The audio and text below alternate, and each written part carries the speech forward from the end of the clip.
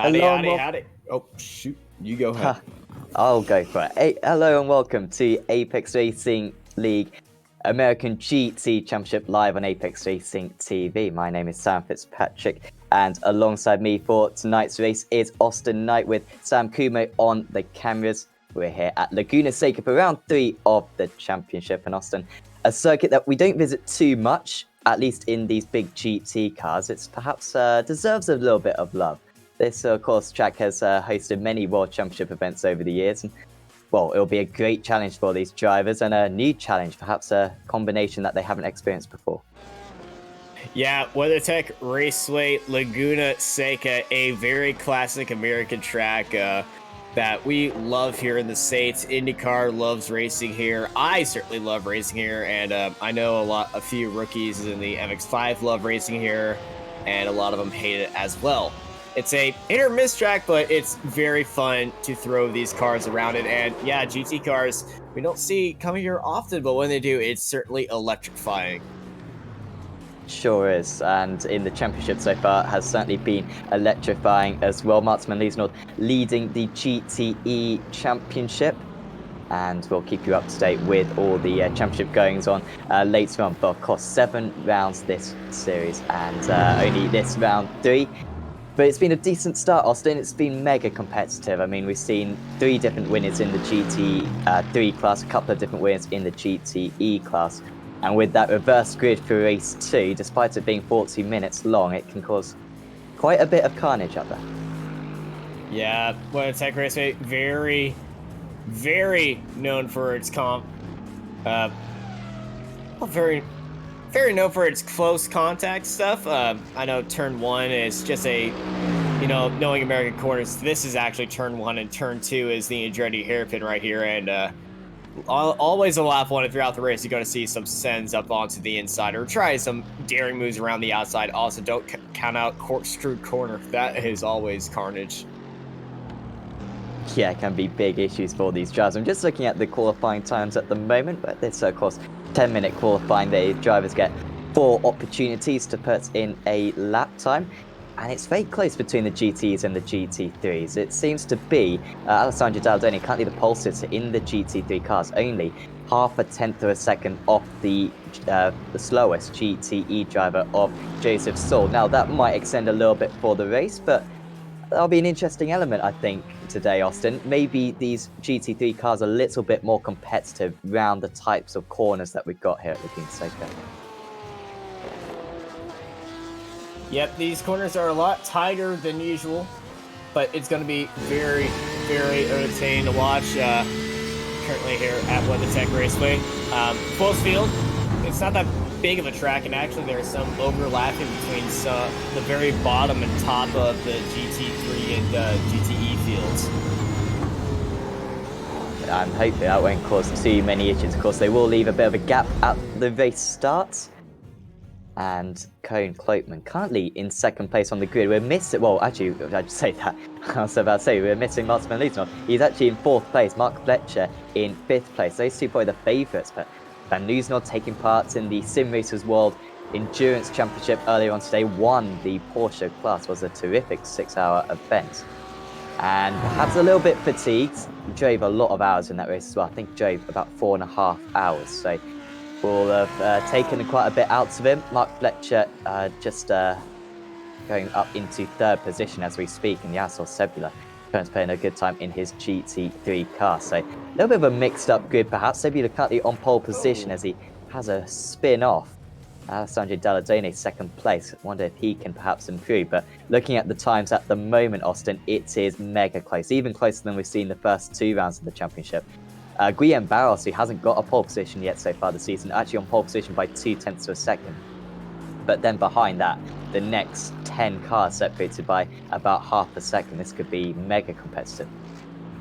Yeah, it's definitely going to be mega competitive here. Like I said earlier, the track's pretty smaller than all the other tracks we usually race at, so it's going to be fairly close racing throughout the field. And it's just going to mean for tighter qualifying, tighter racing, and very electrifying moves throughout this race as qualifying comes to an end right now. Yep, so we will have a full formation lap, I believe, around this circuit. It's not too long a circuit, so it's not like Road America where I have to wait about 5 minutes for the race start. Instead, I'll have a couple of minutes to grid up and then, yeah, that full formation lap. Also notice the Mustang being the pace car because it is the proper pace car, and I confess I did make a genuine effort to make that the pace car, but it looks so much better than the Porsche, of course. So Guillaume Barros then on pole position, his first pole position of the season. I'll check what his championship position is, but this is quite a turn up for the Bucks. Clearly played a little bit of practice as the number 81. Koen Klopman in second place. Then it's Mark Fletcher in third. Christian Mickle, good qualifying for him, in fourth. Then it's Martin Van Liesnold, Seb Rowe, Dominic Ferraris, could see him out there. Tiago Loureiro, Aaron Powell, Simon Underhill, and Rodrigo Lizowski rounding up the top 11. There's Andrew Brown. Tom McMahon struggling a little bit there, second in the championship, down in 13th place on the grid. So too Nick Madsen, actually, down in 14th. Then it's James Saltz, Callum Barham, Cam Dance, Stephen Boccade, Bob Humphrey, Kev Copeland, and Joseph Saul. Also, hopefully Justin Rain will take the start. Another driver who was taking part in today's racing. Unfortunately, actually lost out to Van Liesnold in that class. He might not feel like racing a little bit more today. In the GT3 category, Yasser Sebula on pole position. I believe that's his first pole position of the season. Mr. Consistent, Alessandro Dalladone starts in second place. Championship leader Scott Grazier rounds out the top three. Then it's Bod Boland, Mike Horder, Jacko Boschoff, Tristan Martz, Chris Studi, Adam Hedgecock, Damian Harris, Ryan Walker, John White, John Roberts, Dave Petts, Lee Woodburn, Stephen Castrop, Pim Bow, Rob Thiessen, and Bradley Holst rounding out this. And also Rob Sutherland will hopefully take the start. Sutherland actually leader of the AM standings in the GT3 category. So, I mean, once again, just the championship leaders really not having it their own way. And I can only imagine, Austin, this is because like we said at the top of the show, it's not a circuit we visit often. These guys probably have had to make setups from scratch. They haven't been able to steal some from their teammates or use some from the official series. And so it's really given an opportunity for perhaps those drivers who have been able to put in some extra hours this week because they'll have that much more experience than everyone else. It's also a term of overlooking because Monster Laguna Seca is it's one of the free content on iRacing, and you race here in the rookie series in the MX-5s, and everyone's just probably going off of, oh, I was pretty good here in the MX-5s. I don't need to put in some time. I know how this track works. They're probably just using the practice in this session, hopping about 30 minutes like Martin Van Loosenor did, because Sim Racers World, he hopped off 30 minutes ago from there, then hopped directly into this practice session. So he knew already where he was going to be, and it's just using his track knowledge, and that's probably explaining why. So expect a bit of a different result right here from a few of these drivers. Yes, a brilliant opportunity to bring back some points for these guys. Just a bit of a reminder, Scott Grazier leading the way in the GT3 Championship, Mike Horder and Alessandro Dalladone rounding up the top three in the AM standings in that. Rob Sutherland, Rob Thiessen, and Dave Petts are the top three. In the GTE Championship, Martin Van Liesnold is the leader with Tom McMahon and Javi Ucheras. I don't think Ucheras are around today, unfortunately. This will be his drop round. They do get one drop round across the 7 meetings. Andrew Brown, James Saltz, and Simon Underhill, the top three in the AM standings, but it is ever so close. What about the race starts here, Austin? Do we expect maybe a little bit of carnage? We saw some incidents at Road Atlanta. Once again, that turn 2 can tighten up quite a bit. Yeah, the attorney hairpin, it actually widens up. I expect a few moves to be happening, but it's going to be all made off of this corner right here. Who's going to have the better exit? And I wouldn't be surprised if there's some bumping and banging already as they come around the final corner. And they're going green racing for the American GTC Championship. Poor start for the drivers on the outside, so already Mark Fletcher, Van Loosenor gaining 2 places, although he might be under pressure from his teammate down into turn 1. Great start though for Barros. That's really what he needed. Runs wide a little bit through turn 2, and this could be a little bit of an issue going down into 3, but he stays ahead of Fletcher. Still not the drivers he wanted to see behind him early on. Unlike Road Atlanta, a much better start to race 1 as we see the GT3 cars now about to get underway. Who is going to get the best start out of these guys. It's Yasser Sebula from the pole position. Daladone straight away, a decent start covering off P3. So good start from the driver who started in 4th place. Bod Boland up 2 places already and might even be able to make up another for Meraki Racing. Good defensive driving though from Daladone to hang on to that one. And Boland will have to look behind him now rather than in front. Yeah, Scott Brazier sneaking down the inside, unable to actually get the move counted for him. And now Scott Brazier is being hoarded out by Mike Horner. Oh my goodness!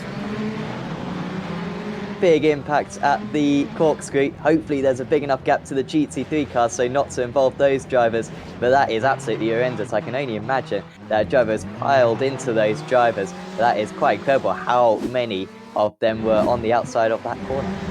I think that was the top 6 that were completely clear of this incident, as going into the corkscrew and bang, that's what started it right there. Yeah, the top 5 got through it cleanly, and just utter chaos as cars piled on top of each other into the corkscrew. And I've been in a race where we had a incident just like this in USF 2000, but it didn't get that crazy. These drivers do get a faster pay. You can see the gap that the GT3's left at the race start. So, Boland so nearly into the wall. That's as close as you can get. Drops down to 4th position right there. But no, that was quite incredible. Allowed Christian Mikkel as well to move up into 2nd place. So I don't quite know how he managed to get past Van Loosenhoorn and Fletcher in all of that. In fact, Fletcher was involved. Sorry, no, I'm completely missed. So the race leader was, seemingly we're missing the race leader from the GT E class. Callum Barros says a driver a long way off the circuit. That's Van Loosenhoorn. Well, I believe while we were oogling over there, I saw some cars spin out at the exit of the final corner as we were looking at the corkscrew on the minimap. So maybe that was him just losing control of his car into the final corner, because there was 5 cars clear of it and now it's 4, so that might be the reason. Yeah, so Callum Barros then, the pole sitter, got away from the start well, and he's pretty much out of the race. He's right at the back of the order all of a sudden, so yeah, must have had a self-spin because he wasn't involved in that crash. So what an incredible first couple of laps to this American GT Championship. And it's Mark Fletcher leading the way from Christian Mikkel. He set the fastest lap of the race that last tour. Cone Klootman in 3rd place, Van Loosenhoorn in 4th after a heavy off for him. And then we're watching this battle, Simon Underhill and James Salt going at battle with a few other cars really lining up behind. Great start for Cam Dancer again, just like at Road Atlanta, up 10 places. Bob Humphrey also up 11. Yeah, as they're going through the corkscrew cleanly this time, everyone getting through there pretty nice and easy. It's always lap 1 where something always goes wrong here, then it kind of gets a bit safer throughout the race. But this closing in pack, trying to catch up to the leaders after they held off a lot of pace from that incident. It looks like Martin Van Loosenhoorn is dropping back from the leaders. He might have some damage. Certainly his car didn't look too good. Well, it does look good with the new chrome on it, I must say. It does, yeah. Fantastic element added to iRacing. Oh, he's not dropping back too far, to be fair. Starting to pull away, I think, from Simon Underhill. Up 5 places is Underhill. Of course, an AM driver, remember. I think he's the top AM driver in that class. So, doing an excellent job. Certainly one of the championship challenges in that category. To go back to the GT3 cars. Has spread out quite a bit for the front runners. There's Aaron Powell. GTE car is actually behind the GT3 leaders as he's struggling to get that car around the Andretti hairpin. Must have taken a faster pair, I imagine, on the race start. Well, definitely. There'll be a few other GTE cars as well who are having to make their way up. In fact, actually, I say that remarkably. Yeah, there's Dominic Ferraris who might be still running, and also Guillaume Barros. But that's it in terms of the drivers who are actually further behind. Just shows how useful that faster pair is. There's Guillaume Barros. This is what happened to him on lap 1, I think.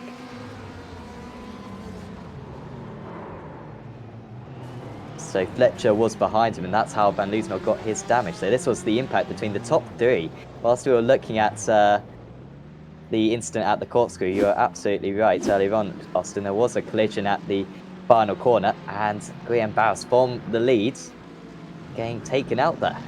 Oh, and Andrew Powell has spun 180 degrees right now, and he's looking the wrong way up the corkscrew, and he's just waiting for everyone to get around him, and now he's going to flick it around and unfortunately going to cut the track, get a slowdown penalty for that. As the leaders are right by him right now. Of course, if he finishes one lap down, he won't be eligible for the reverse grid. And it is quite possible that he could get involved in that reverse grid if we get a full reverse, or yeah, I think that's the only situation. It goes up to 15, and then you also have the full, the -1, the -2, and the -3. So he would like to finish on that lead lap, but it's probably best to let the leaders go. He doesn't want to get involved in another collision. He'll still score points as long as he finishes one lap down. McMahon, after a poor qualifying, that massive crash helped him out quite a bit. He's in 8th place. Oh, is there going to be contact here? Oh, massive lockup. And his teammate gets spun round, and McMahon gains 2 places in one corner, and he did absolutely nothing to deserve it.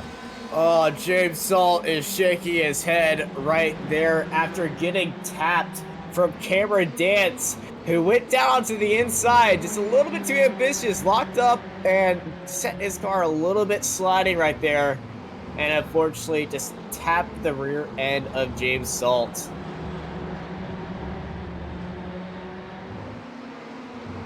Well, if he lost another place here, it really would be salt added to the wound.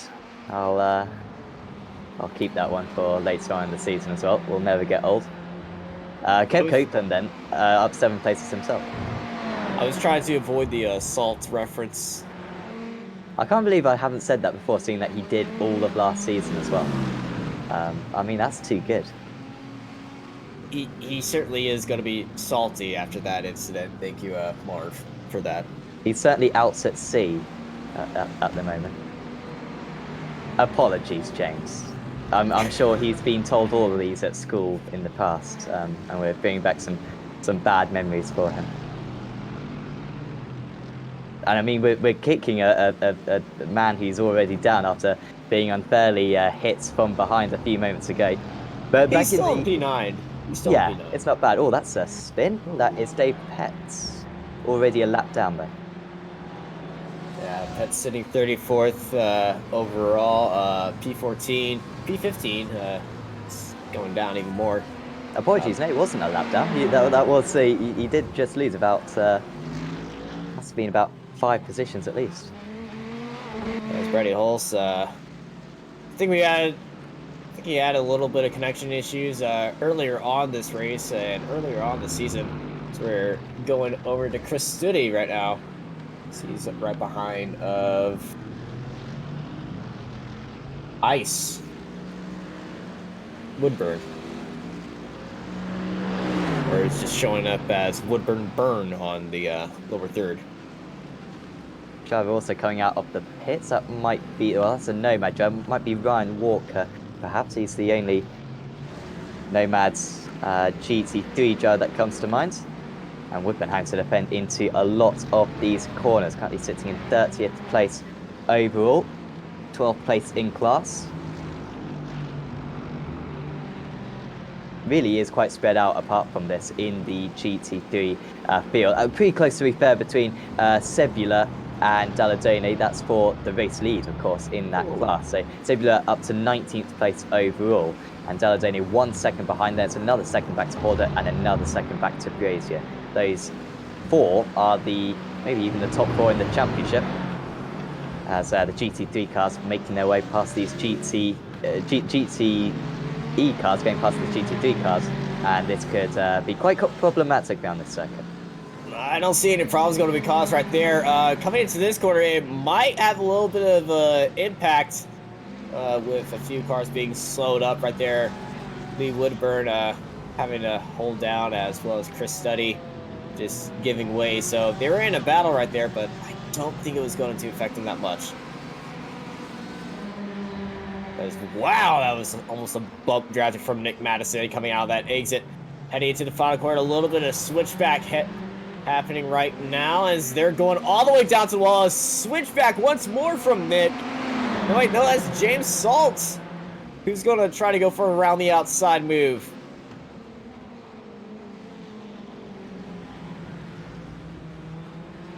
And that's Cameron Dance on the bumper of James Salt. Last time around, they spun each other going through the Andretti hairpin, so James is not really happy with the man in the mirror. Right there. And I believe Cameron has apologized over the radio a few times as James went down the inside, tried to sell the move. Unfortunately, Nick was not buying.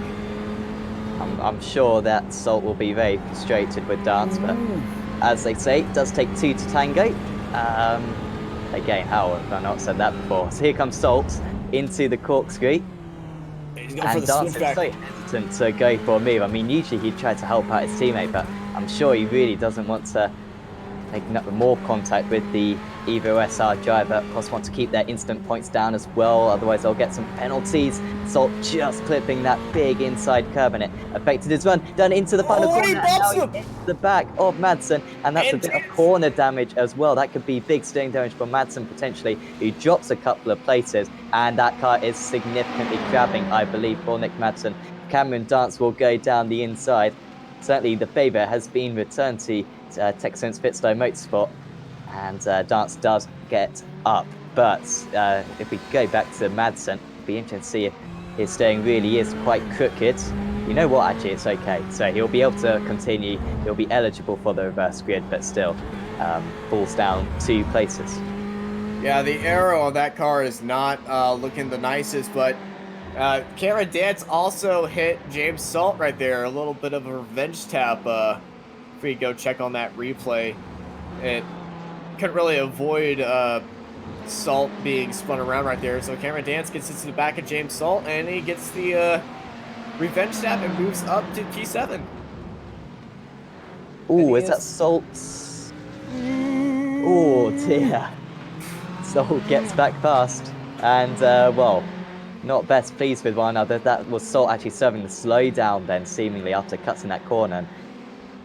I think a bit of a rivalry now going on between these two drivers. Hopefully they'll get to the end of the race in one piece. These guys are definitely not sending each other Christmas cards after this race. Nope. They're 7.5 seconds behind Simon Underhill. Just for reference, they're probably faster than Simon Underhill, but they've been fighting so much that they've very much waved goodbye to any chance of a top 5 in this race. Top 6 in this race, apologies. Looking at the BBR of Callum Barrett and Bob Humphrey right now, and they're switching around each other. Actually, no, that's Andrew S. Brown from Grip TV. Forward driver struggling with that Porsche.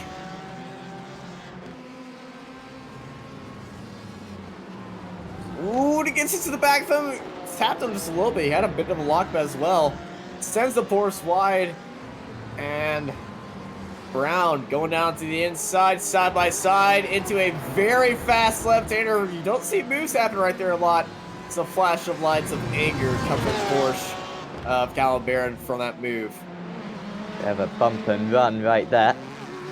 Opened it up nicely for him. I'm fearing for these incidents for these drivers. Just having a look at how many incidents drivers we've got. I think the most is Damien Harris with 18. Remarkably, I don't think we've seen him on screen for this whole race. So he's clearly had quite a few off tracks. Apart from that, to be fair, no one over 15. But certainly some penalty points going to be dished out. For every 10 incidents you get, of course, you get 3 penalty points. And if you get no instance, you get a bonus point as well. So certainly it's worth trying to achieve. Scott Brazier closing the gap now to Mike Horder. This is the battle for second place, is that? What happened to Sebula? Sebula's made a mistake, I think, on this lap, which has allowed those other 3 drivers to get ahead. Hasn't damaged that car too much. I mean, it's difficult to hit a wall around this place. But Yasser Sebula, the pole sitter. Oh, Marks lost a car, went swinging all the way around. And like you said, very hard to hit a wall here. We got the car back under control. The weight just carry that car setting off to the right.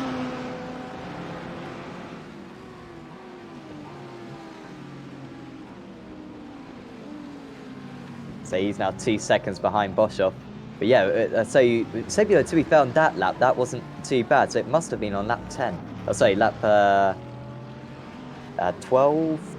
No, sorry, lap 9, I think. Here it was. Ooh. Or well, this was an incident, but perhaps I think this probably was it quite early on in the race. Sorry, no, this was lap 11. Apologies. I forget how close all the drivers are. It's live. It's not a replay. Apologies.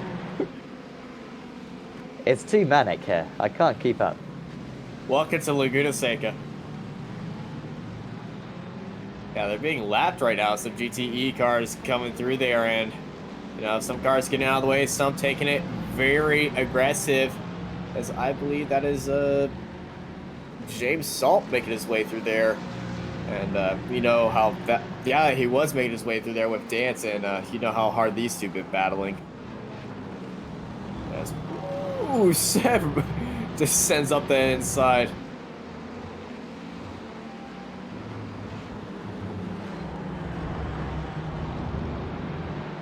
Four cars avoiding each other.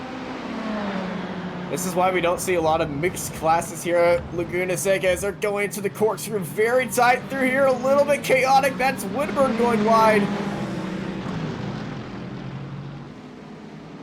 That was not Woodburn. That is I think it may have been Madsen fighting in amongst that, or Lorero, who was, to be fair, right at the back of the GTE field. Not a great day so far for Evo SR. I think the leaders in that championship as well, in the GTE championship, but not scoring too many points today, with the drivers such as Salts in the wars and McMahon having a bit of a tough time as well.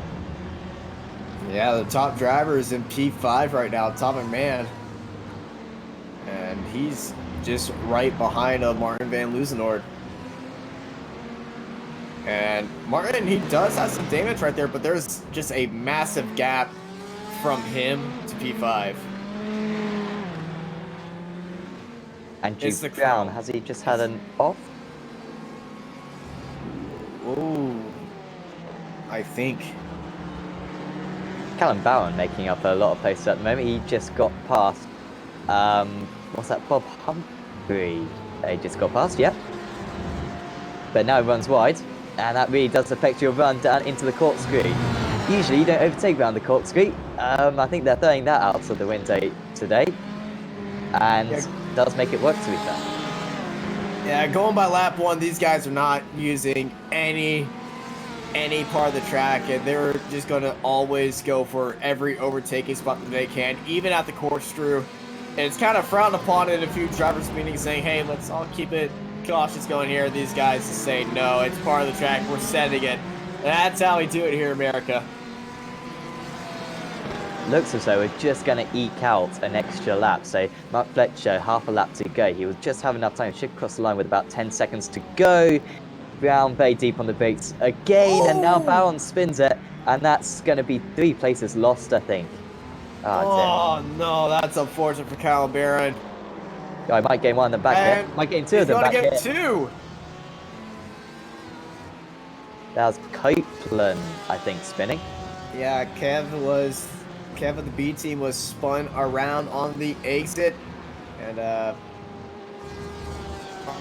right there, and there was no contact between them. It was just a very tricky low grip situation, as we are white flag situation here at Laguna Seca. All the GT3 cars are 1 lap down, I believe. No, they're not, so Dalladene is not a lap down, so they will do another lap in comparison to a lot of the GT3 drivers. There they are.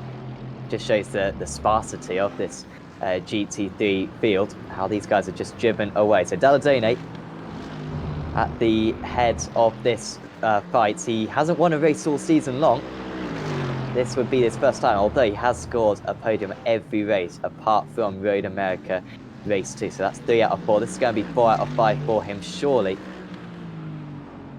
but still got one more lap to go after this one to survive, being chased down hard by Mike Horder and Scott Brazier rounding out the podium. Brazier should still be the championship leader coming out of this race, but it will be closed in just a bit. Horder, of course, third place in that championship as well, so these guys really establishing their authority on this series. Mark Fletcher then approaching the line, 1.3 seconds ahead of Christian Mickle.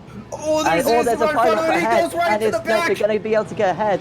He just about does, but here comes Mickle. It's going to be a run to the line. It's going to be dead heat, and Mickle will surely win it. He has by 3/100ths of a second.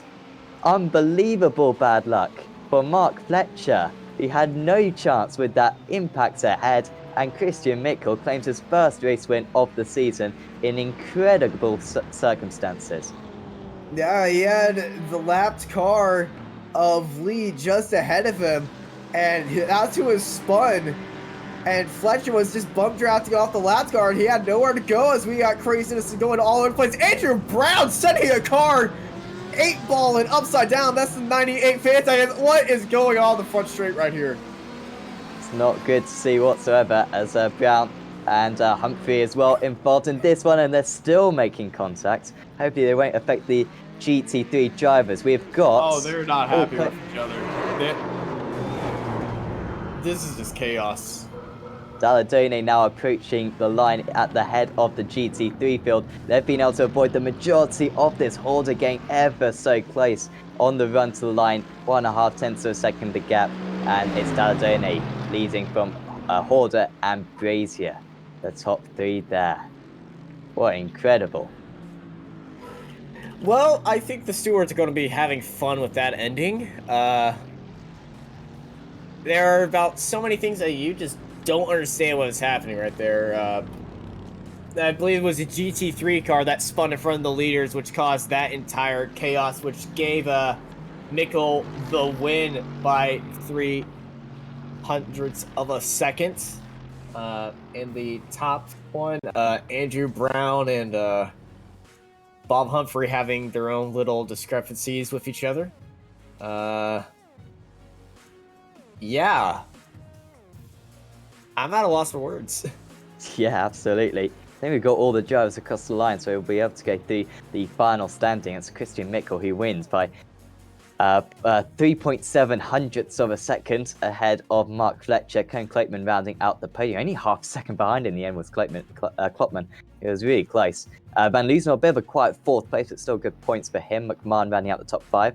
Great result for Simon Underhill, top of the AM drivers in 6th. Then was Cam Dance, Seb Rowe, James Saltz, Nick Madsen, Stephen Bucade, Joseph Salt, Callum Barron, Rodrigo Lizowski, Andrew Brown, and Bob Humphrey. Kev Copeland was also on the lead lap. Aaron Powell will be the last driver eligible for the reverse grid. Graham Barrow started on pole position, got caught up in an instant though, and finished 2 laps down. So and the other retirees were Tiago Loureiro, Dominic Ferraris, and Justin Rem did not take the start.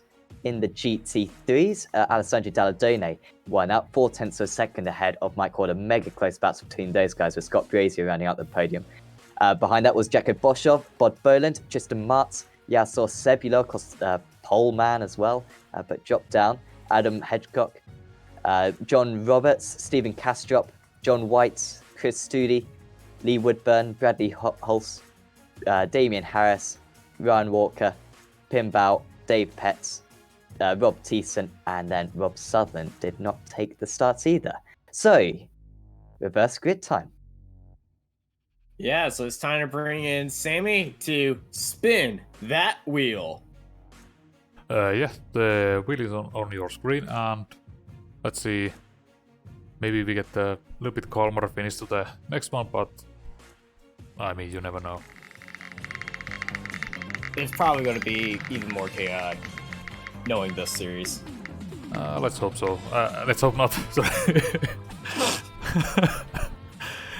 Okay, GTE is 15 and GT3 is -3. So pretty, yeah, very hefty reverse grids on both the fields. That's about half. That's about 3/4 of the GT3s and GTEs and about most of the GT3 field being reversed around for our longer endurance race now. And I'm certainly excited to see what happens for race number 2. Yeah, will be absolutely awesome coming up in about 25 minutes time. Race 2 here in the American GT Championship.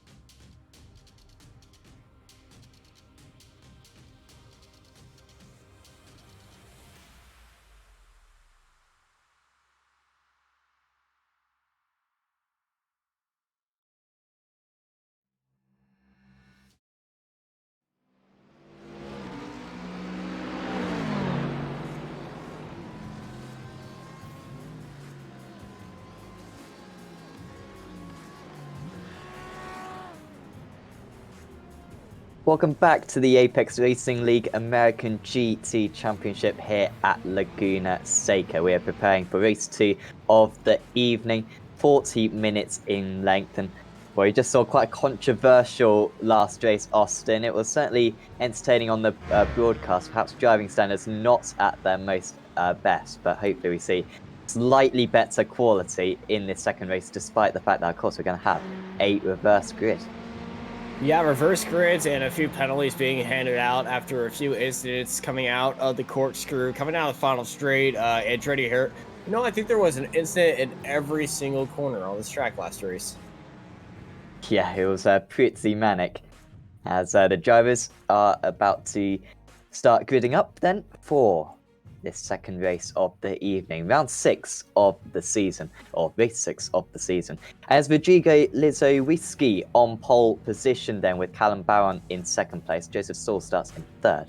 Stephen Boucade in fourth, with Nick Madsen and James Saltz rounding out the top 6. Then it's Seb Rowe, Cam Dance, Simon Underhill, Tom McMahon, Martin van Liesnod, Koen Kloopman, Mark Fletcher and Christian Mickle. Race 1 winner starting in 14th place. Behind that, it's Bob Humphrey, Kev Copeland, Aaron Powell, Guillem Barros, Tiago Loureiro and Andrew Brown starting in 20th place. Then in the GT3s, we've got Steve Castrop on pole position, with John Roberts joining him on the front row of the grid. Behind that's Adam Hedgecock, Yasor Sebula, Tristan Martz, Bod Boland, Jacko Boschov, Scott Brazier, Mike Horder and race 1 winner Alessandro Dalladone. Behind that, it's Chris Studi, Lee Woodburn, Bradley Hulse, Damian Harris, Ryan Walker and Dave Petts. 36 cars out for this second race as the pace car pulls away, and this pace lap can get underway. Yeah, question is going to be up in the air. Is the lap 1 of this race going to show the exact same thing as the corkscrew as last race, or are these guys going to put in some rules of themselves to avoid that type of incident? Yeah, I think it was a driver who spun ahead, wasn't it? Maybe a little bit of contact. There was a spun bump at the top of the corkscrew, and then everyone else just piled in, of course, completely unsighted at that corner. And so little runoff as well. Yeah, and once somebody goes off in the spotter, you just assume it's car off the track, stay left type thing. But when everyone's trying to stay left, it's just created this parking lot instability. And then some people don't even have their spotters on in this, as they're using the crew chief pack, and sometimes they aren't the most trustworthy things on lap 1 as they go all insane. I'm not bashing the software at all, but it was a blink and you're in it type situation up there at the top of the corkscrew, and I was in a situation like there, and it's very scary coming off that blind rise, and you just see smoke all over the place.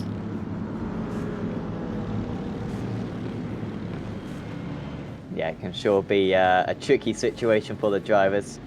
And also a few incidents down at that final corner as well, really getting stuck, and the drivers piling in just behind. Big concertina effect. Of course, Stephen Castrop leading the way for Red Match Esports in that GT3 category. Hasn't led a race so far this season, I believe, so a really good opportunity for him to gain some points. Also, Rodrigo Lizowiski's showing plenty of pace, was running as high as second place in race 1 at Road Atlanta last week.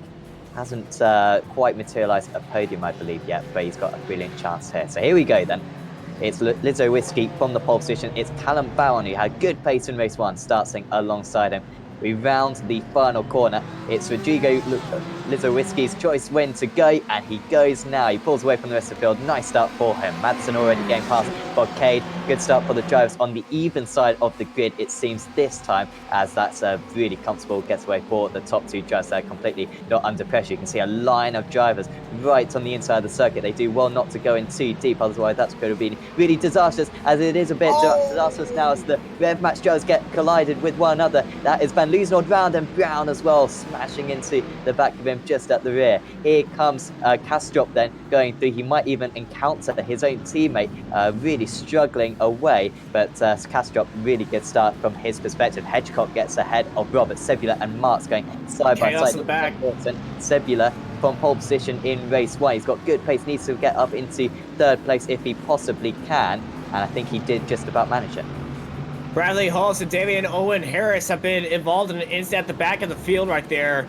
Almost exact same as Martin Van Loosenhoort, who 2 races in a row, he's been involved in major incidents. I think we have a car off track in the corkscrew. Joseph Saul right to the rear of the field now, but fortunately we didn't see many drivers paralleling in behind. This is how it happened.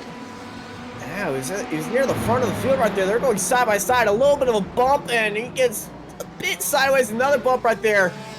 But he stayed off the track right there, waiting for the rest of the field. So a much cleaner start, in quotations, for the GTE field. Yeah, so it's Lizzo Whiskey leading from Barron. McMahon up 7 places. How on earth did McMahon do that? That's incredible. I really didn't see him gain places off the launch, so...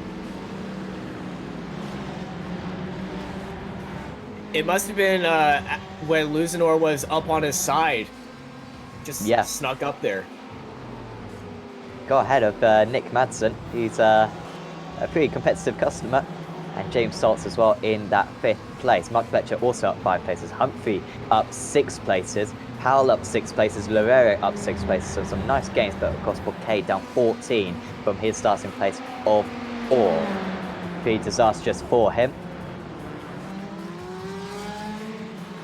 And with Van Liesnoord out of the running, really does open up a good opportunity for a few other drivers to take a race win. Yeah, Martin Van Loosenhoort, I think he's completely out of the race. I see that he's gone completely great. Yeah, he's out. Oh, Sebula falling down from 3rd place. That's going to be contact. Was that even Dalladone perhaps just tapping him around there? And stranded in the middle of the circuit. Sebula and the other GT3 cars did well not to make that worse. Yeah, this corner is very easy to mess it up, especially in that easy to turn around Audi. Just gets on that curb, upsets the car, and you just go around for a ride, and he was unfortunately in the racing line right there. Nowhere to go. Best thing to do in that situation, just stay right there and let the other drivers try to find a way around you. Most of them did. He just got that one tap, but it caused a lot of chaos. That was such a shame for the Asshole Sebula. Pole position for race 1. And since then, it's just been downhill, and now he's turning back to the pits. Can't even get back to the pit lane. Great shame for him. Simon Underhill, he seems to always find himself pretty near the front, got involved in the reverse grid. To be fair, has dropped down 1 place from his start, but just a really consistent point scorer is Underhill, but he's got some very quick drivers sitting behind Aaron Powell. First we've seen of Powell, I think, this season, but he's been pretty impressive on his debut as Underhill goes in deep. Fortunately for him, there's no opportunity to get a cutback through the corkscrew. It's so narrow, and Underhill is protecting that Nomad car very well. That Nomad Ford with that Union Jack on it. Staying up top as Steep spun around us. Exact same corner as Sebula. Did he hit the curb on the inside? That one corner, which didn't involve too many collisions in race 1, where it's caused a lot, and that was with Hedgecock then, who was moving past him. Let's get a proper replay of it. This is Kastrop then leading, Hedgecock just behind, and does he get a bit of a tap? No, it's by himself, it's Kastrop, and then Hedgecock just a little bit of a contact after that. Yeah, he hit the curb exactly the same way as Sebula did. And that just upsets the car so much and just sends you spinning around. So now it's Hedgecock leading from Roberts and Martz, although as Martz just lost a place to Scott Brazier, who's up 6 places from his start. Dalladone up 6 places as well. Could Brazier get a 3rd race win of the season? Race 1 at Road America and race 2 at Road Atlanta have already gone his way. And he does seem to be an expert when it comes to the racecraft as the championship leader. He's up into 3rd place from his 9th place start. Yeah, Solomon Dalladone, race 1 winner, going a little bit wide, kicking up a bit of dust here in California. So we're heading up towards the corkscrew. And he's been making a lot of moves. Currently tied in a 3-way with Scott Brazier and Ryan D. Walker for the biggest movers in the GT3 category, but he just took the lead with his 7th as Scott Brazier Oh, that was the kiss of death for me. I am sorry. Just unfortunately lost it. Oh, he's coming back into the pits as well, so too much damage on that car. Wants to get the faster power course. No pit stops for all these drivers in this second race. Here comes Dalladone. Oh, he gets his car on the inside. Brilliant move from Alessandro Dalladone. That had to be really committed. Horder could have easily moved more across to the side of the circuit, and if that had happened, Dalladone would have been in big trouble. But credit to the boosted car for leaving just a car's width there. And it is Dalladone who's all of a sudden got the momentum here.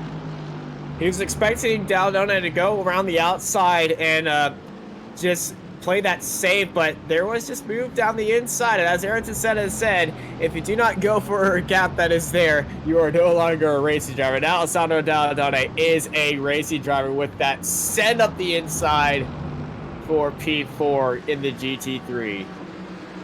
Both Sebula and Van Loosenholt quit sync the session, so they are well and truly out of it now. Shame to see those drivers lose it as it's Dalladone. I think he lose it at the top of the hill there. He has. He lost out to Horder, now fighting it back though. Side by side, Dalladone loses it again, and he's going to lose a place to Boland. So that third place really is a bit cursed. Does do well, does Dalladone, to at least stay in fourth, but he's going to have to overtake Horder once again.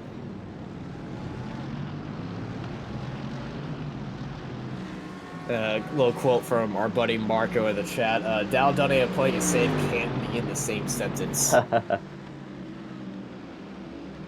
Well, yeah, we were speaking to Alessandro last week, and he was saying, you know, I'm consistent. What is this? It's really not a characteristic he's used to, but if he finishes where he is now, that would possibly be the championship lead for him. Well, he has to be in that same spot, and then maybe a little bit more throughout these 40 minutes and put his consistency and safeness to the test here. As we have a fight for the lead between McMahon and Rodrigo Leovisky. And Tom McMahon up 8 spots.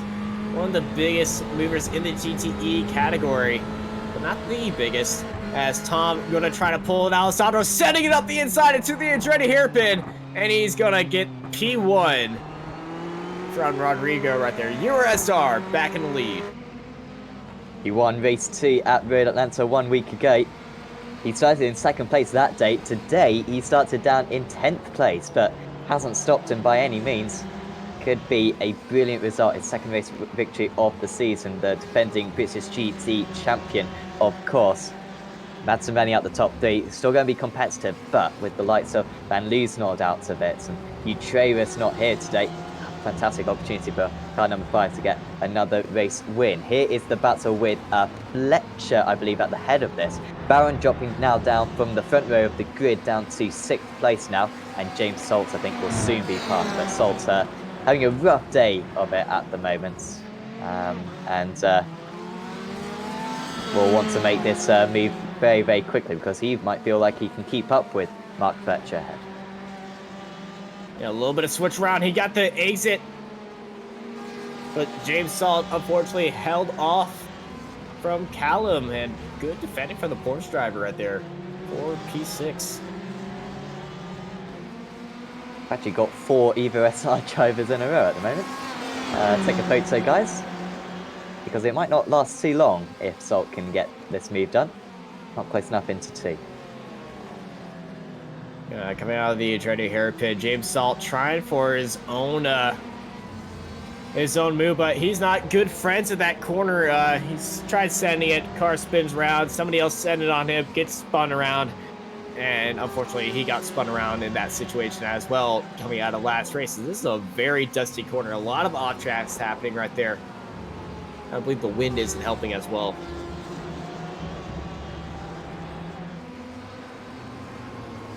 I think James is just waiting for Callum to make a mistake.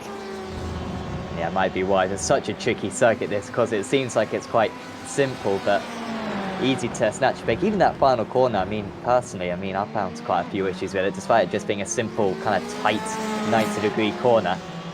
It's still really easy to brake too late and run wide, and of course that affects your run all the way down the next straight. Salt, though, around this part of the straight, there's just not a long enough straight and not a big enough braking zone to overtake. His teammates aren't giving too much of a hurry up, but they're just sitting back a bit. Credit to Callum Barron, who fell right to the back in race 1, then had to make his way back up through the order. He's got good pace as the 67. Yeah, it's surprising. It's the 2 young driver academies for Euro SR right behind James Saul. Tiago, the other Euro SR driver, the other main team Euro SR driver, is behind the 2 young driver academies. Koen Klopman has just got past Simon Underhill down into turn 2, so he will be catching up to these guys quite soon. And then behind that is Mikkel, who has had a bit of a dire race as Mikkel after finishing in 2nd place in race 1. Hasn't really made any progress. You can see a bit of damage on that Tech Sense Pitstop Ferrari, perhaps. Mikkel won the race. Slow. Oh, sorry, Mikkel, of course he won race 1, didn't he? Yeah, he won it by 3/10. Yeah, 300ths. 300ths, that's right.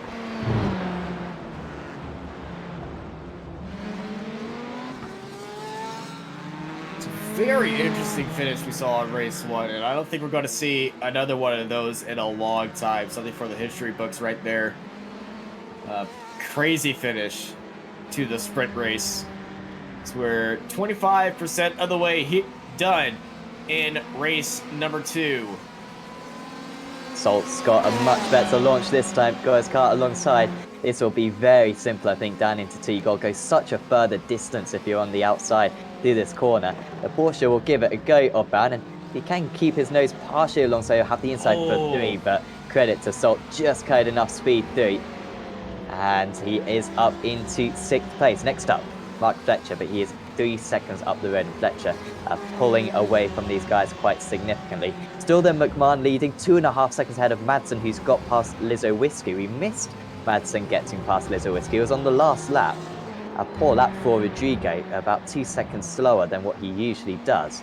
And Madsen managed to get past on that situation. So it's now, that's the top 3. Dance a bit quiet in 4th place, and then Fletcher rounding out the top 5. Still leading the GT3 field by a long way as well. Adam Hedgecock, he hasn't taken a GT3 win all season so far, and you can see how he's pulling away from the rest of the field in that BMW, perhaps suiting this circuit well. He's 4 seconds ahead of John Roberts, who's battling with Alessandro Dalladone and Mike Horner, 2 of the front runners in the championship. Dalladone pulled off a nice inside move into turn 2 earlier on. He has to think twice about it this time now. Yeah, that one was just a little bit too aggressive going to that corner. And the move to correct that was also a bit too aggressive, and he actually put himself a lot of to risk being overtaken by Mike Horner right there. So they're coming up into the corkscrew once more. The battle for 2nd between Roberts, Dalladone, and Horner. Oh, Brown, Humphrey, Underhill. Oh! Both the Fords into the wall, and Brown another incident. After a very chaotic race 1, I thought he was going to be more clear today, but that looks like a massive incident right there. We're definitely going to need a replay.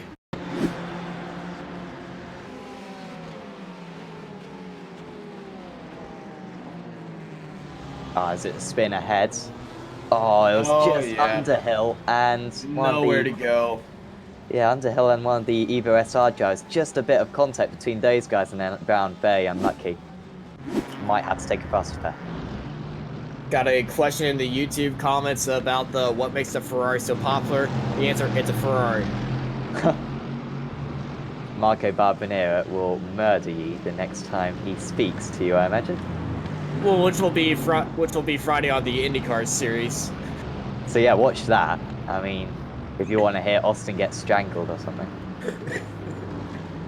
I'm just glad I'm in Texas. He's in Italy right now. You'll be honestly, he really hates Ferrari. I think he'll I know. I've already heard it because he's seen my desktop wallpaper. Oh dear. And my Ferrari shirt. And my Ferrari flag. And my Ferrari hat. I mean, it's not a bad car either, to be fair. It's pretty quick, but all the GTE cars are competitive. I mean, you really can't pick a bad one. The BMW historically has been the fastest, and I think it actually had a little bit of a boost as well in the most recent build. So anyone who's picked the the BMW could well be in with some luck coming up. Here is Bod Boland then. He has got Mike Horder just ahead of him, who's just got Alessandro ahead of him. And then behind that is Roberts and Boshoff and Studi as well. As Marco just made me die of laughing in the chat. Thank you.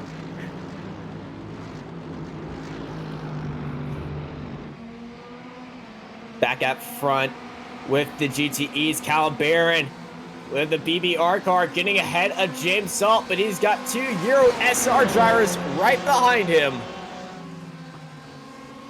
Actually, Salt's running away as the Euro SR team is making a move on themselves heading into the Andretti hairpin, but watch out for Klopman. So Rue getting past Lavero then, wasn't it? And that's an Academy driver going past a pro driver as through goes Klopman. That was opportunistic there, a wiggle for the Ferrari. And that's all the invitation he needed. Going Klopman for Rev Match, who aren't having the best meeting today. At least does gain that position. Car's a little bit damaged. He has he's been having a few visitors on his bumper right there. Slight bodywork damage, but that Porsche is absolutely flying right now. Oh, that's across the gravel for Brown. That will definitely be a slowdown for sure. I mean, I assume so. He was all 4 wheels off the track. As an incident ahead, that's Madsen. Oh, big hit for Madsen. I believe that was a self-inflicted issue, but Madsen definitely not happy from his own mistake right there as Dance up the inside, sending it for P2, and he gets it right there. And what a lunge for P2, and it looks like Lewinsky is getting around as Mark Fletcher turns around Lewinsky. The other drivers should be able to see Rodrigo stuck there. Oh, what a shame for Rodrigo. He starts from pole position, led the first few laps. Maybe defended that one a little bit too hard against Fletcher, or maybe Fletcher understeered into him. It was difficult to see from that angle. There was car contact. We might see a replay for Fletcher's POV to see exactly what happened, but it was a very, very aggressive corner by both of them. It was, I mean, racing. You could say that Fletcher was too far behind on the brakes, but at the same time he did have part of his car alongside going into the braking zone, so we'll see what the stewards think. They are horrendous, are the stewards, I hear, so would not trust them with your life. Aren't you one of the stewards? What? Aren't you one of the stewards?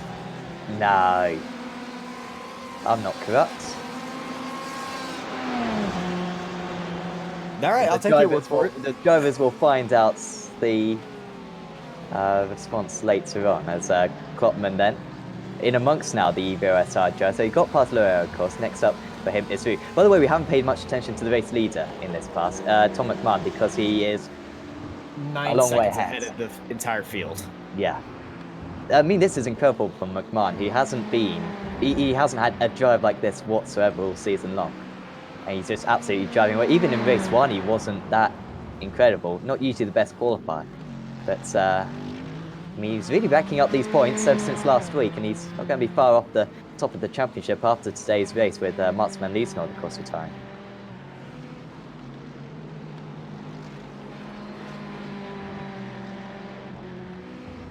He's also only on 1 incident, so he won't get the bonus point. Is anyone on 0 incidents, in fact? Of course, if you get 0 incidents, you get a bonus point.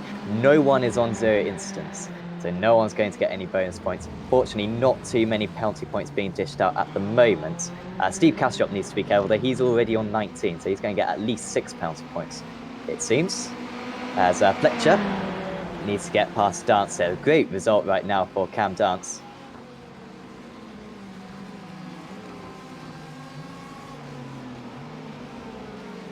It's easy. Sorry. All these guys heading into the Andretti hairpin, taking multiple lines. No change of positions right there, but it's always so tight when you're in a group of cars. They're so close to each other. heading into that wide hairpin. And it's such a high tension on the suspension. John Roberts, sorry. Ooh. That was from 3rd place, I think. No, he had fallen back to it. He'd fallen back down to 5th place. Yeah, 5th, as you can see by the LED in his window going into Courser. I think this is just him going over the gravel as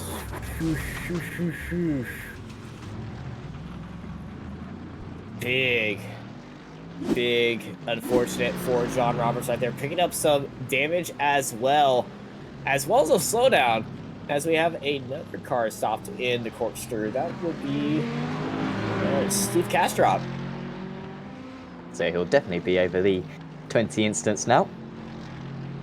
Doesn't want to get too many penalty points, does the Mercedes AMG GT3 driver. Of course, started on pole position and has not gone his way since then. Of course, a little bit of a contact with Adam Hedgecock didn't help his cause, and then that second day incident right there. By the way, for the lead of the GT3s, Adam Hedgecock, of course, still leading, but he's only 2.5 seconds ahead of Alessandro Dallazzoni. That gap slowly coming down. Also, Mike Horder only a further 0.6 of a second behind, so we could have a pretty epic battle amongst those three in the last couple of laps. By the way, Fletcher got ahead of Dance. I think we missed that overtake, but it did. Here it is. Maybe. No, this is Steve Kastrop. Here's Mark Fletcher. He's already ahead of Dance right there.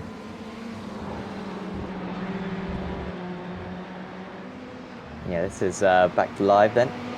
Lap 17, about to move on to lap 18 then. And Fletcher is ahead, crucially. Oh, Seb Bro, has he had an off? He is. Well, he was off the circuit temporarily at least. Lost 2 places.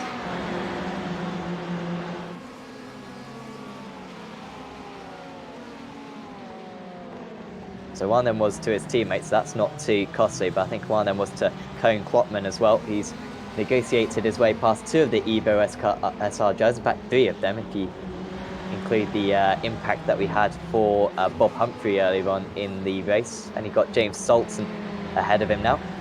But Ross got to get past Callum Barron before he can negotiate that as well. Here comes Christian Mickle, race 1 winner. Really haven't seen too much of him. A little bit of damage on that Ferrari, but decent pace for him, and good pace through that left-hander as well. Big hit on the curb from Christian Mickle. Flash of lights, not happy with that, held off by Seb, as Seb's going down to the inside of the corkscrew. Maybe a little bit of switchback from Mickle right there. Some people have preferred Linus to the corkscrew. Some people try to take a safer. Some like being very aggressive, as some just have a certain flow to that corner. But Seb losing ground to Mickle right there. You hear the undulation of the throttle, just trying to avoid the back end kicking out on you. We're halfway through this race right now, and it's still super close in the GTE category. And ooh, a little bit of a ambitious step by Mickle. And Mickle, very wide from Seb right there. And Mickle, I thought he was going to try to push his way into 9th place right there. After that wide apex from Seb.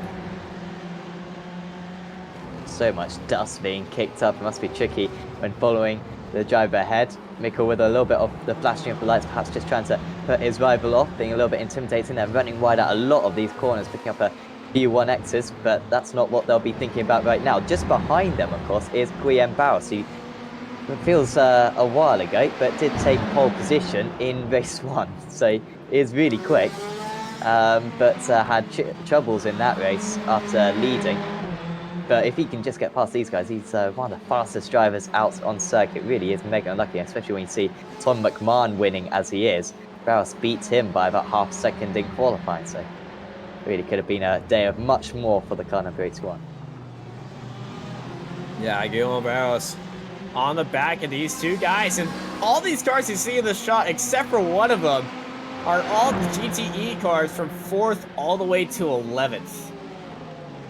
Oh, here comes Mikkel. Oh, he's just inching his way down there. And even if there's the slightest touch, which I think there might have been, Seb still on the inside of Mikkel. Mikkel's not free of him yet. They're still side by side.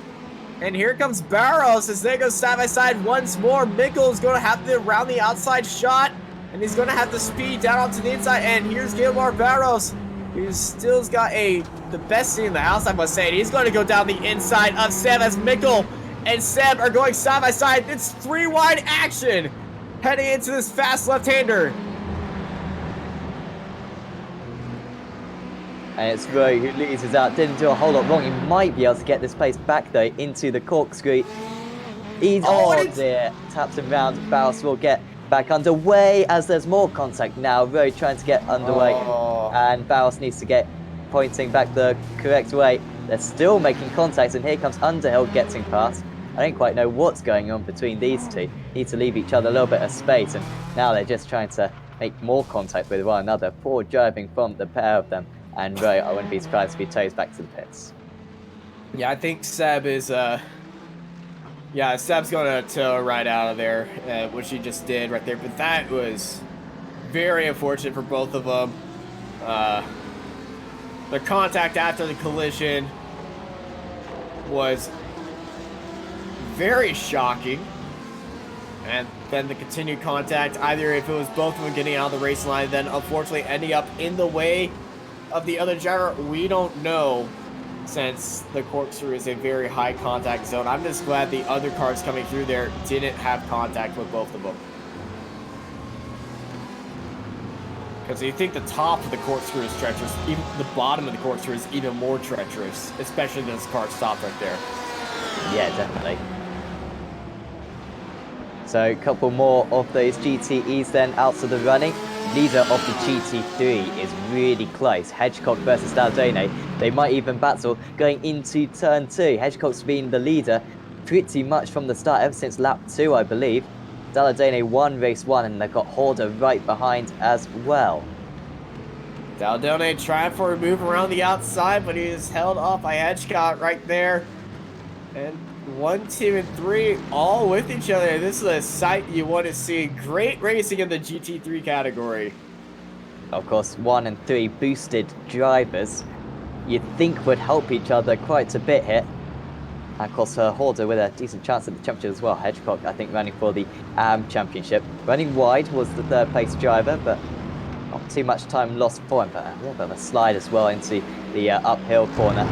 And he just needs to put a bit more pressure on his road, because we've seen so far here at Laguna Seca, if you go to the outside into one of the corners, it really does leave you very vulnerable from the driver behind. And fortunately for Hedgecock, he's in the slowest car down the straight in this race, as Hedgecock, under massive pressure, leads his rival route. Will have the inside for the next corner, and this is really where he needs his teammate to help him out, but he's not close enough. Hedgecock pushing his rival ever so slightly wide, and here comes the opportunity then for Mike Horder to move up into 2nd place. I'm sure Hedgecock will go right to the inside, not leave a car's width whatsoever. Horder goes to the outside, he might get really slowed up. Will the 2nd place man? Horder all the way down the outside, there's a little bit of contact. Daldone makes contact with both of those cars, and remarkably at the end of it all, they're in the same order. Yeah, this isn't Hedge's first rodeo. And definitely the Daldone was very aggressive going down to the inside. Try to hold that inside line, try to go onto the inside of the inside line, but Hedgecock was all onto the grass right there. And Horder was not leaving any room as well. Very good teamwork by the boosted drivers. But Adam Hedgecock keeping P1. Ah, here comes Daldone though, pretty much out of nowhere. Remarkable pace for the Mercedes, and he gets ahead. Other 2 boosted drivers going to make contact here. A lot of space, or a lot of pace being carried by Horder, but Daldone, the leader now of the GT3 category. And Hedgecock will be frustrated with that one. Defended so well, and then seemingly a poor exit from that corner, and he's allowed this 1st place to leave him.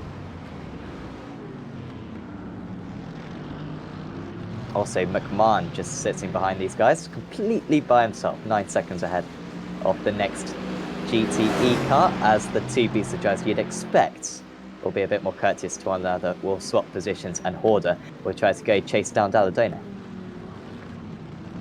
Apologies for some of the flags being different nations than a few drivers. I believe the recent iRacing update has gave the system a little bit of a fritz, but that is being worked on. Because I believe it had Dalladona listed as American. Which I'm all for. I think we've had Australian and New Zealand issues before, which I think is far worse. Oh yeah, it does show as American. So in what's going on in the GTE field then? Dance versus Madsen. Madsen catching up at the moment, though, yeah, 0.2 of a second behind at the moment. These two are teammates, obviously. You'd expect Dance to probably let Madsen go. However, haven't got too much longer in this race. It's possible to defend around here. And, you know, Dance has legitimately got this position. He started behind Madsen and is now ahead. Here is Dave Pett, who had a bit of a miserable race one. He's going side by side with Brian Walker, I assume that is. And Walker getting ahead. That's 6 seconds behind the next driver of Justin Martz.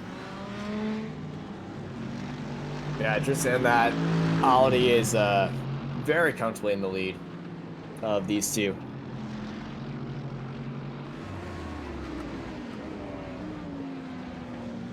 You see him in the Audi following Scott Brazier and Damon Owen Harris.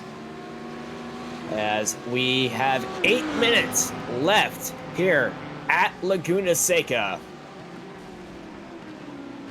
Was that contact with Brazier? And on the circuit, oh, well, to be fair to Brazier, really well done to him. He's letting Damien Owen Harris back onto the circuit so that he didn't gain an advantage after just tapping him there. I mean, that's good sportsmanship. The other drivers could really use a lesson from Scott Brazier there. Yeah, we had a few penalties after last race for non-sportsmanlike conduct, which showed why a few drivers were a bit higher than they should be, and some were starting from the very back of the field. Not showing any names, as these two are being lapped by the Ferrari. Scott Brazier leading out Harris. That car is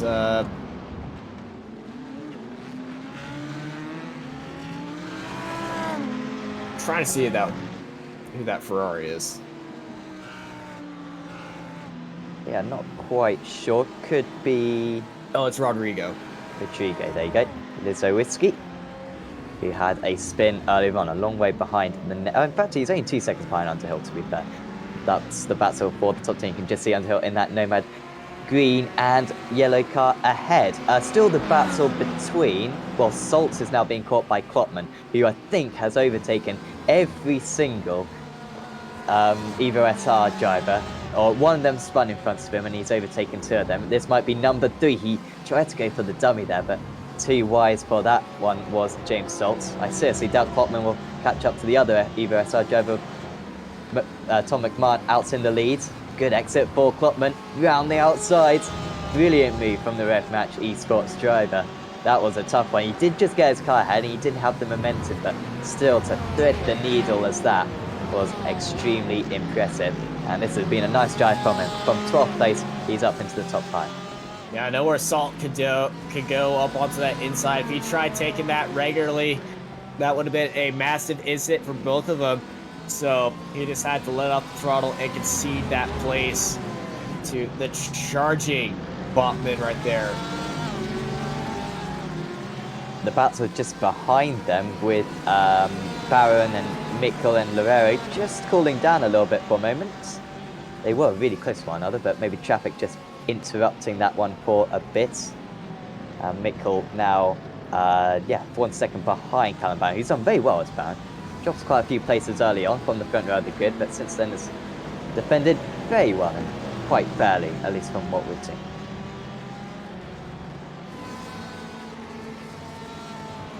Dalladone and Horder still quite close to one another for the win in the GT3 class. Hedgecock now 3.5 seconds behind these guys. He's out of the question and falling further back. But Horder has spent much of today sitting behind Dalladone. He was second to Dalladone in race 1. He's been basically right behind him for this entirety of race 2. No way through, and he's going to have to come up with something quite spectacular. It seems as though you might have a pace advantage, but I mean, there's just not long enough straights around this Laguna Seca circuit. Yeah, both are in the Mercedes, and you were right. Mike Horder has been behind Alessandro Dalladone for 26 laps, and he could be using these laps right here to study Alessandro's behaviors while defending. And so if we start seeing him check the waters a little bit down the inside or maybe around the outside for a few bit of weakness, because these guys are on similar pace right now. So we might be in for a fireworks show for the lead in the GT3 category. And of course, if Dalladone wins this, even if he finishes in second place, to be fair, he will be the championship leader. Would be 4 out of 5 races. Oh, sorry, 5 out of 6 races he's finished on the podium, which is pretty insane when you see the relative mania of this championship and the competitiveness as well of this GT3 field. For him to finish in that top 3 so consistently is really impressive. Mike Horder as well, to be fair, has been very consistent, and he might even move up into second place in the championship with the troubles Scott Brazier's had.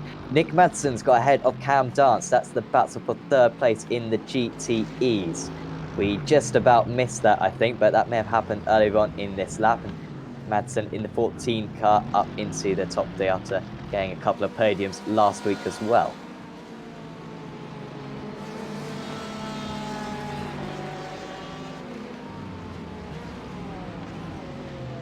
Nickel and Baron staying behind the Meraki Mercedes. That must be Bod Boland, I can only imagine. They do eventually get past us. Surprise Baron didn't go for the overtake in that final corner to round out lap 28. But you see that GT3 car decently quick at the end of these straights. It's really not a bad car around this circuit whatsoever with these relative low downforce corners. Yeah, WeatherTech Raceway is pretty much made for these GT3 cars. The GTEs, though, are having a big trouble controlling these cars around the circuit. You saw Laveri just get past as well. He's another 1.3 seconds behind. I mean, after today, all the other races will be quite simple. Although we have got Montreal next. I mean, and I put that on the schedule just because it's Montreal. It's like an amazing circuit to drive. To race, with what we've seen so far this season, it might be a bit more problematic, but hopefully this will be able to manage with it. We've got just over a minute to go then. The race leader, Tom McMahon, starting his last lap right now, but it will be close. He crossed the line with about a minute and 15 to go. He's doing 1 minute 20 laps.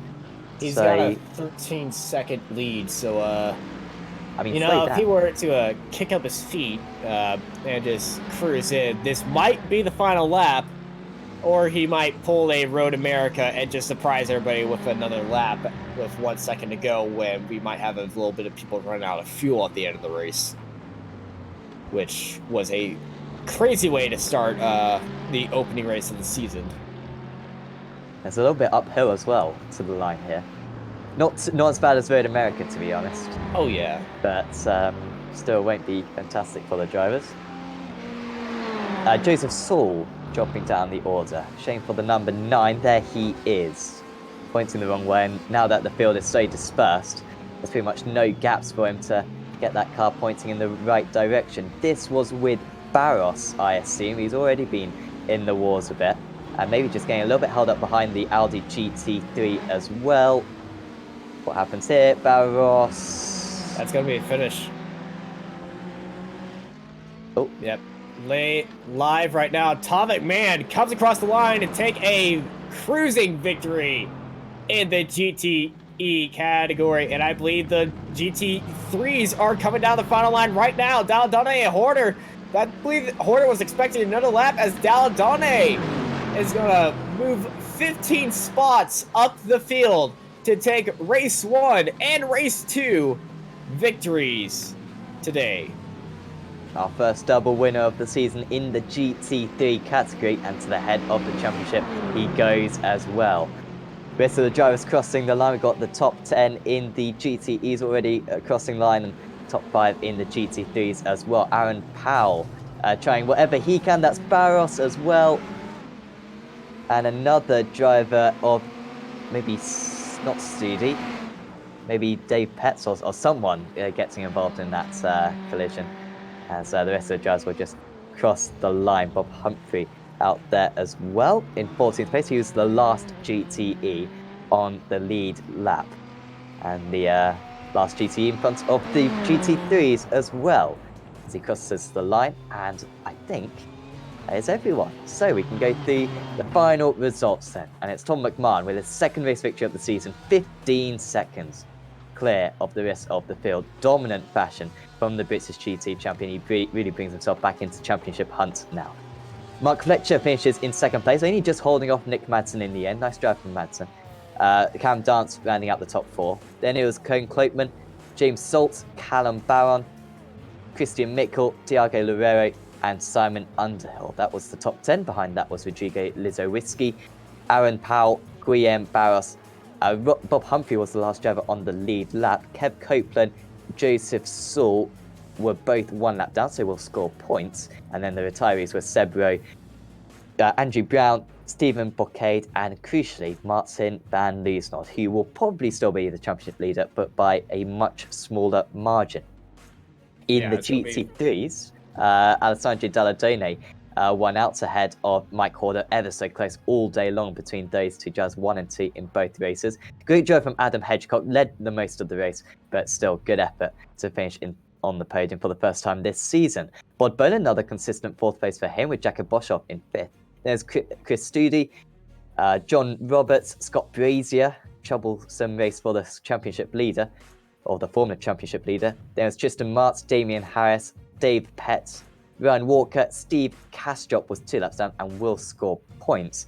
And then the retirees were Lee Woodburn, Bradley Hulse, and Yaroslav Sebula.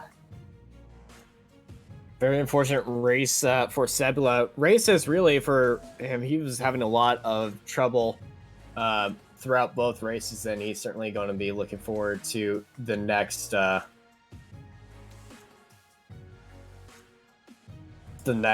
races up there. And I believe we do have some interviews for us. Sam, which one do you want to have first? I think we'll have a chat with Tom McMahon, who put in another great drive to get another Race 2 victory. Congratulations, Tom. Yeah, you're making a habit of these race wins all of a sudden.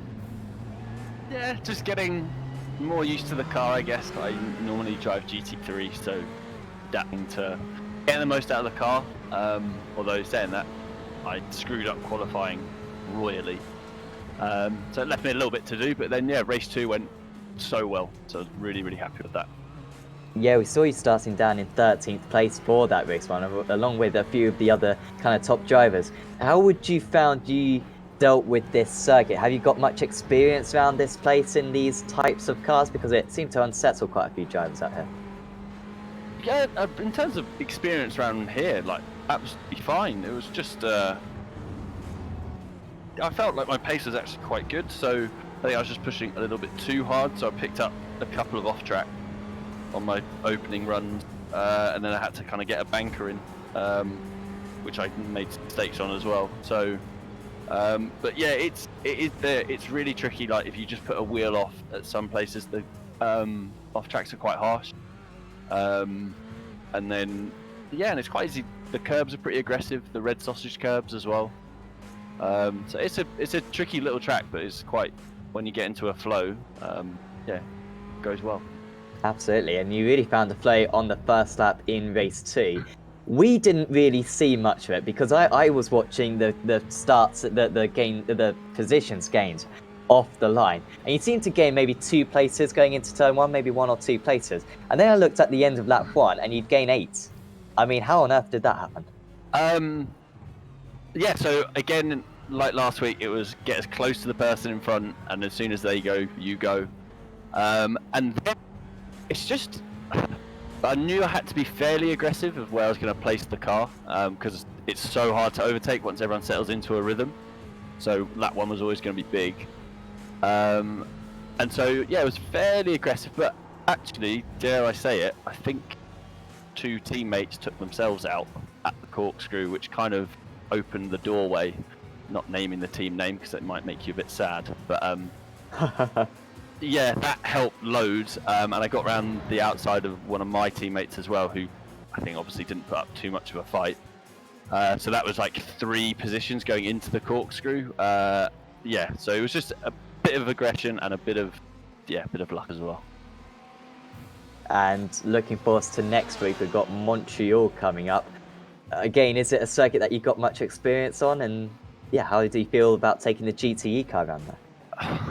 Sadly, I don't think I can make it because of Christmas commitments. I'm gonna try and wiggle out of it because I'm really looking forward to it. And yeah, the season, I feel I'm getting stronger and faster as the season goes on. So we'll try our best because I love the track as well. But yeah, so fingers crossed on that one.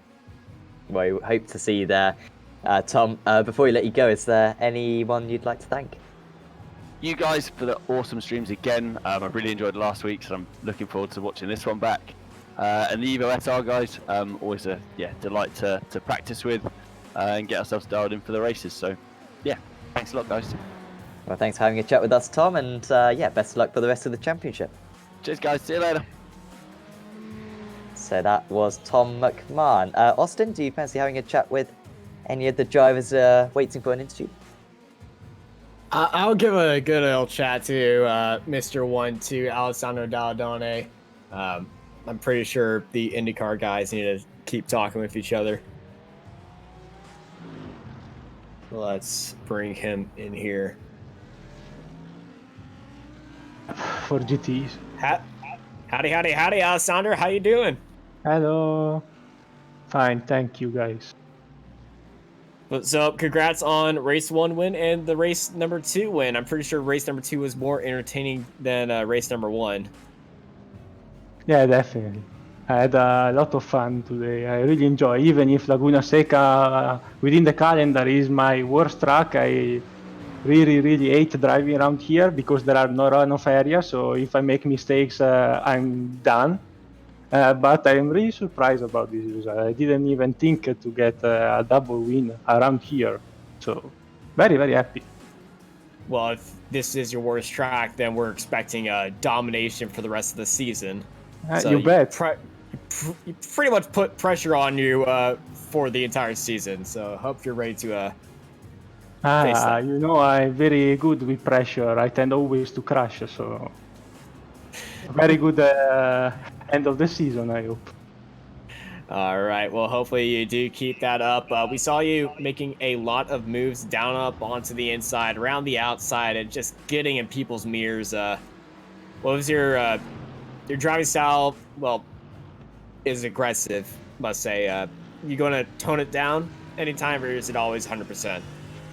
I tend always to go 110% because if you ain't first, you're last. So you always have to do your best and fight as hard as possible, trying to respect the rule. Sometimes, obviously, when you are aggressive, you break the rules, but there are penalties for this. And especially reverse grids are very good. I'm learning to behave myself, and mostly people know that Dalledon and behave is not a good combination. It's hardly ever happened. So I'm really getting better to it.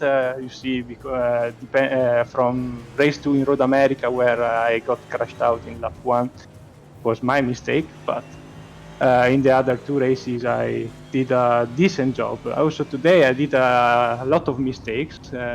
When you see my incident records, I threw 3 points away today, but overall a very good weekend. All right. Well, congrats on the wins once more. Before we go, any people you want to thank? I want to thank you for providing this night championship, very entertaining, and also want to thank Satellite Racing as always for letting me race with this beautiful livery, and hopefully I will make them proud also next week where I have double duty, so Neo and American GT Challenge, so will be a busy Sunday. Well, you sound like a very busy man. You have a good day, Alessandro. You too, guys. Thank you so much. Have a good night. So that was Alessandro Dalladoni, winner of both Race 1 and Race 2 in the GT3 category. Next up, we'll have a chat with Mark Fletcher. And, I mean, Mark, I'm not sure if you'll sleep tonight, to be honest. I think you'll think that there's backmarker GT3s forever in front of you, because that Race 1 was painful to watch. I mean, so unlucky. Yeah, that's just one of them things, though, isn't it? You try and stay out of it, and then you see it all happen in front. Like you try and pick away, and it's just one of them things. These things happen. Up to that point, though, that race 1 was really strong. Just take us through the incident that involved Barros, I believe it was, going into turn 1. On lap 1, going to the final corner. We saw just a little bit of a collision amongst you guys. What was your description of it? Yeah, I've looked back at that because I was like, I'm sure I didn't hit him. And there's about 3 or 4 foot of net code. Because like, there's no way I've hit him from there, because I was on the inside and he came down. But yeah, I thought there's no way I've hit him from there. Surely not.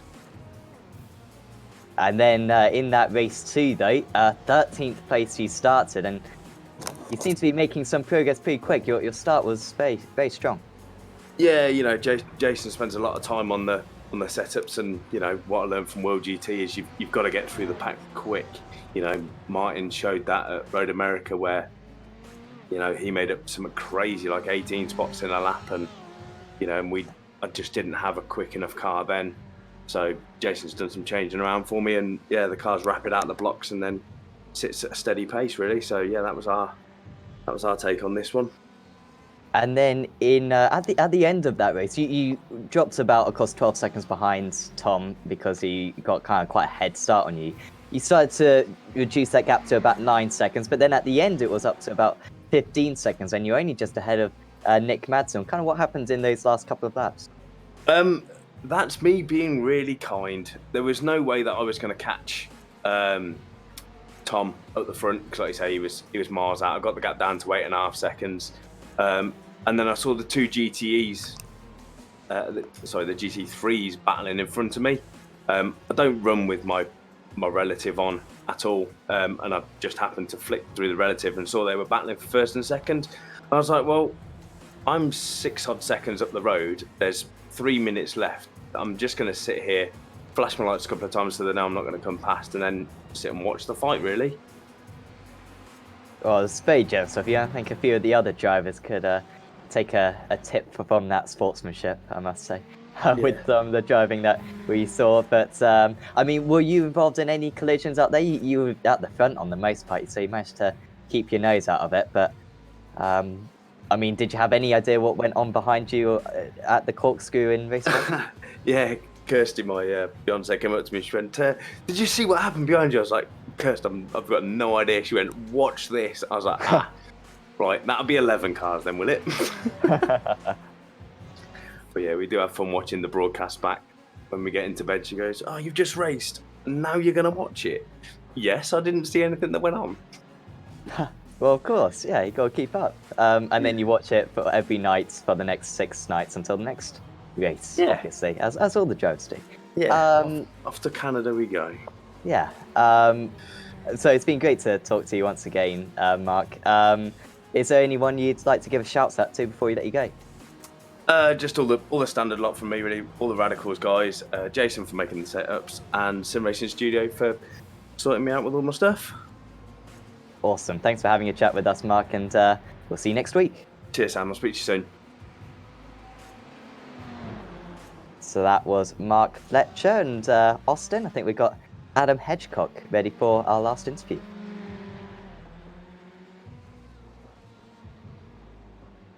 think Austin is still with us. I might have to conduct this Adam Hedgecock interview myself as we say hello to him. And congratulations, Adam. Podium position. And I mean, you were leading for the most of that race. That must have been great fun. Who would have thunk it? Who would have thunk it? Yeah, that was absolutely mega. Fortunate in how I got the lead. I can't remember who it was that was in front of me, turned it round going up the hill, and I got uber lucky. Almost got collected by him, but yeah, managed to get out in front and just pedal as fast as I could. It was it was pretty mega. Definitely, and you held off Alessandro brilliantly for a while. I was thinking that maybe you and Mike might try some team games.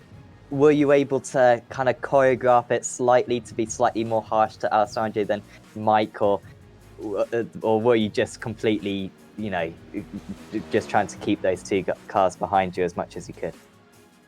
Yeah, I mean, we were chatting in the during the race, trying to figure out what we were going to do. I mean, at one point we were running 1, 2, 3, which was pretty amazing. The boosted teams, and then yeah, when Alessandro and Mike caught me, my tires were pretty much done at that point. I was pushing so hard to just try and stay ahead that it was a case of try and hold Alessandro up as much as I could, and then make it easy for Mike, because Mike had the better chance of battling with him. And then yeah, by that time the GTEs were starting to come through, so just kind of letting them through and settling for the podium, to be honest with you. Of course, this is quite a tight, twisty circuit compared to some of the others we visit, for example, like Road America. Would you say that the BMW suited this track a bit better than the other circuits we've visited so far? Yeah, it's quite a nimble little car. It's not the quickest, but it certainly turns well. So coming around here for the first half of the race, it felt great. Nice and tight, and with absolute joy to race. But once the tyres go off, it's like trying to drag a cow around a field. It wasn't particularly fun. But we got to the end, and yeah, I'm happy with the car. And I'm just looking at the championship. Going into this round, you were in 9th place. I'm sure you're much higher than that now. Do you have any aims for the championship, top 3? Do you feel as though you could still go for the title, perhaps? No, I think that's a little bit too far. I had a bad opening round. I essentially threw 2 top 10s away at Road America. Which that really put pay to any challenge that I could do. But I don't know. I think I would say I want a top 10. I think I'm good enough for a top 10. If I can really kind of push it, then probably a top 5. But I mean, that would be asking quite a bit. But yeah, I suppose that's the aim. Top 5. But I'd be happy with a top 10, to be honest. Well, it certainly helped your chances today. Before we let you go, is there anyone you'd like to thank? The boosted guys, as always. A joy to race with them and against them. As soon as we got the 2 teams. You guys for the broadcast, as always. Yeah, that's about it. Awesome. Well, thanks for having a chat with us, Adam, and best of luck. I mean, are you doing any other Apex leagues or ApexRacingTV events in the coming week? Yeah, I've got Thursday. We've got the final round of the regular season of the Apex Racing League TCR Winter Series. Awesome. So hopefully get a good round there. I'm currently leading the AM Championship in that, so hopefully if I have a good round, I can seal the regular season championship, and then on to the showdown after that. Awesome. Best of luck. Yeah, no, thank you. I think that's about it as far as leagues go. Of course, we've got the start of 2020 Season 1 on Tuesday. So that's going to be pretty mega. Absolutely. Well, we wish you the best of luck for that, and also Montreal as well in a week's time. And best of luck for that, Adam. Thank you very much, buddy. So that was Adam Hedgecock across 3rd place in Race 2 in the GT3 class. And Austin, that rounds off this evening for us. I mean, maybe some judges getting a little bit frustrated, of course, with the various incidents we saw out there, particularly in Race 1. But that Race 2, much better, just as we saw 1 week ago as well, to be fair. And I don't know, maybe reverse grid's the other way to keep the drivers a bit more clean. But that was a really good race too. It was great racing up there.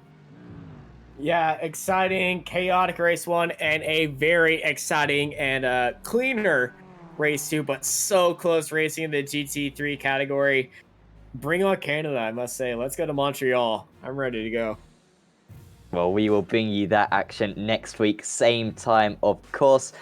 Of course, on, elsewhere on Apex Racing TV, we've got loads of other action. We'll probably upload the Apex Racing TV weekly roundup podcast on Facebook and YouTube tomorrow. And then we've also got loads of new series starting back up again. Of course, the ARL TC series starting back on Thursday. We've got the Vicmo Tech Sports Car Series on Monday night, of course, Monday evening for Americans.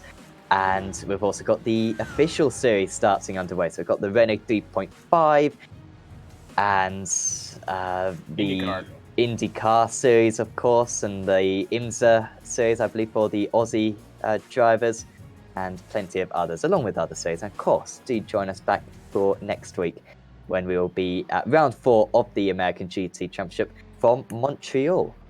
But for now, from me, from Austin, and from Sam, we'll say goodbye, and we'll see you next time.